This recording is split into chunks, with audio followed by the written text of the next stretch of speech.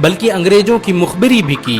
मुसलमानों ने ही अंग्रेजों के खिलाफ सबसे पहले हथियार उठाए। 1772 में शाह अब्दुल अजीज ने अंग्रेजों के खिलाफ फतवा देते हुए ऐलान किया कि अंग्रेजों की गुलामी हराम है और हर मुसलमान पर फर्ज है कि वो अपने मुल्क और देश की आजादी के लिए खुद को कुर्बान कर दे। 1857 में होने वाले विद्रोह की प्लानिंग एक मुसलमान मौलवी अहमदुल्ला शाह ने की थी। वो भारत के अकेले इंसान थे जिन पर अंग्रेजों ने 50,000 रुपए का इनाम रखा था। यह रकम इतनी बड़ी थी कि राजा जगन्नाथ ने पैसों की लालच में आकर अहमदुल्ला शाह की मुखबिरी कर दी और अंग्रेजों ने उन्हें शहीद कर दिया। बहुत कम लोग जानते हैं कि 1857 में शहीद होने वाले 90% लोग मुसलमान थे। जालियांवाला बाग में जनरल डायर की गोलियों का निशाना बनने वाले अधिकतर लोग भी मुसलमान थे। भारत की आजादी का नेतृत्व करने वाले संगठन इंडियन नेशनल कांग्रेस के 9 से अधिक प्रेसिडेंट मुसलमान रहे। गांधी जी ने अफ्रीका में जहां वकालत की पढ़ाई की, वो कॉलेज भी एक भारतीय मुसलमान का था और वह जब भारत में आए तो उन्होंने आजादी के लिए अली ब्रदर्स के साथ काम करना शुरू किया, जो कि मुसलमान थे। बहुत कम लोग जानते हैं कि 1921 में केरल के मुसलमानों द्वारा अंग्रेजों के खिलाफ लड़ी गई जंग में 3000 से अधिक मुसलमान शहीद हुए थे और 50,000 मुसलमानों के जेल में कैद कर दिया गया था। ये आंदोलन मोपला मुस्लिम आंदोलन के नाम से जाना जाता है। 1942 में शुरू हुए भारत छोड़ो आंदोलन की रूपरेखा मौलाना अबुल कलाम आजाद ने तैयार की थी।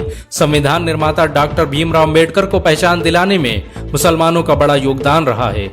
1946 में जब भीमराव अम्बेडकर दलित होने की वजह से इलेक्शन हार गए तो बंगाल मुस्लिम लीग ने उन्हें मुस्लिम इलाके से इलेक्शन लड़ने की दावत दी।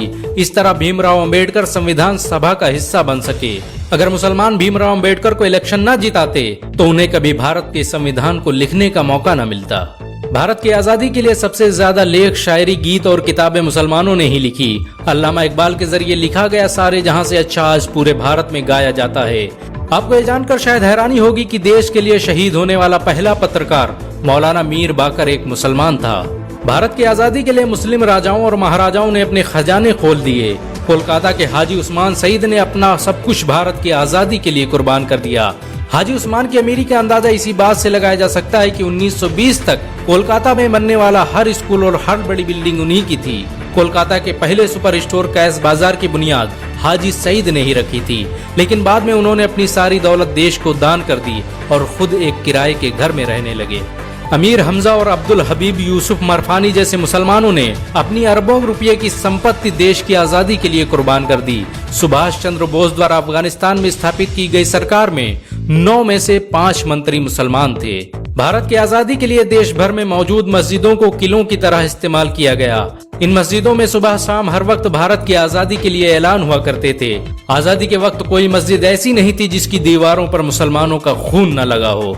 इन सब के अलावा ऐसे करोड़ों मुसलमान हैं जिन्होंने भारत की आजादी और उसकी अस्मिता के लिए अपना सब कुछ कुर्बान कर दिया। सच तो ये है कि भारत की आजादी मुसलमानों के बगैर मुमकिन न थी। भारत आज भी आजादी के लिए मुसलमानों का एहसानमंद है। अगर एक मुसलमान होने के नाते आपको गर्व महसूस हुआ हो तो इस वीडियो को लाइक और शेयर जरूर करें। ऐसी और वीडियो को देखने के लिए हमारे चैनल को सब्सक्राइब करें।